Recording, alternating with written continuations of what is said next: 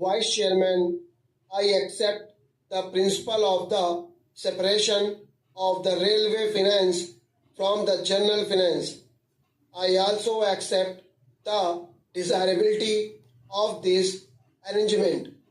It is not only a convenient arrangement, but it is based on sound principles and is conducive to the better administration of the railways.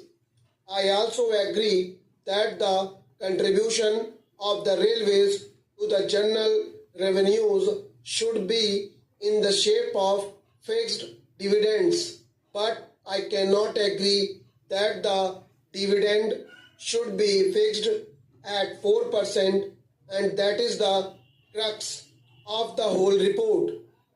As a matter of fact, the committee was instituted only to go into that matter whether the dividend payable at the present time, that is 4%, was reasonable or not, and whether this arrangement should continue. When I say that I do not agree to the rate of dividend, I wish to submit that enough material has not been placed in our hands to judge whether the dividend which is being fixed is fixed on some sound basis or not.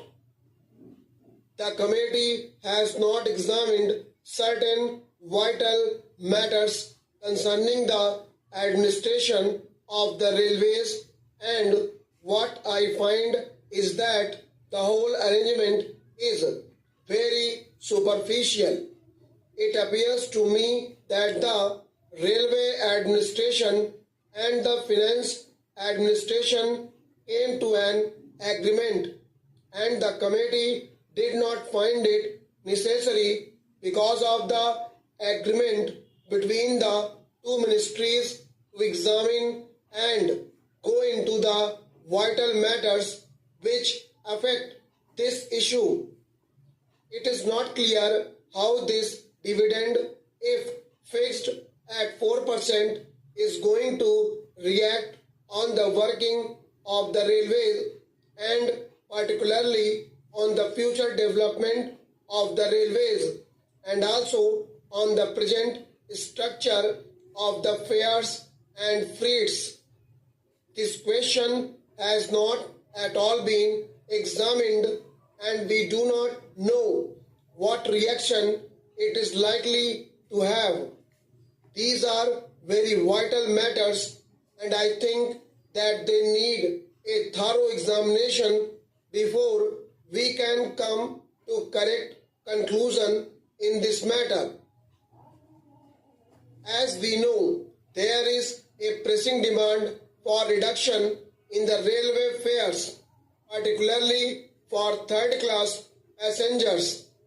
This demand has been made on the floor of this House, and I think there is great justification behind this demand, and more particularly now when we find that the prices of agricultural goods have gone down, we will have to take into consideration the question whether the rural population, who will get much lesser return for their products now, will be able to pay the same fares and freights.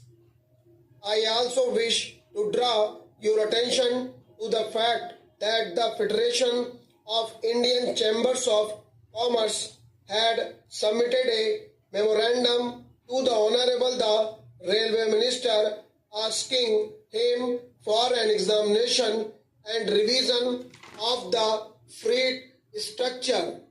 I do not know what the position today is, and unless and until we are enlightened about that, unless and until we know where we stand in relation to freights and fares, we are not in a position to take any decision whether the rate of dividend should be 4% or not. I should like to ask the Honorable the Railway Minister whether, in view of this strong demand made by the people through their representatives in both the Houses of Parliament and in view of the changing economy with which we are faced, he can give us an assurance that he will be able to discharge his obligations and responsibilities and commitments, that he will be able to pay a dividend of 4% and yet he will be able to reduce the freight and fare rates. That is the basic thing. Another important factor which has to be taken into consideration is the development schemes. I wish to submit that there is no new approach in this matter. I find that we are going about in this matter in the same frigid manner, and the aspirations of the people have not at all been taken into consideration. The Honorable Railway Minister will remember that during the budget speeches made on the floor of this House as well as in the other House, there have been incessant demands for the development of the railways. I do not know what he thinks about it and how he thinks that after paying this dividend at 4%, he will be able to meet that demand and he will be able to find a way for the railways to expand their economy as they think it proper, as would meet the demands and aspirations of the people. In this connection, I wish to invite your particular attention to the facts. I will be happy if we could pay even a larger percentage, but the fact is that we must be sure that the railways are in the present circumstances in a position to do so and yet discharge their responsibilities and obligations and satisfy the needs and demands of the people, which are legitimate and justified. Now, when we fix the dividend at 4%, what happens is that we also fix that of those projects which are to be considered as remunerative at 5% because the railways want a margin of 1%.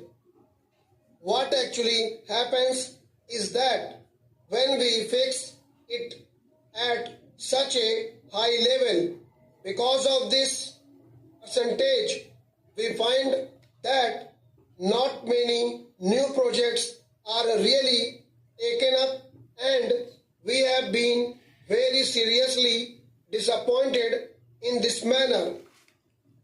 I therefore think that in the present circumstances, the railways cannot afford to pay a dividend of 4%.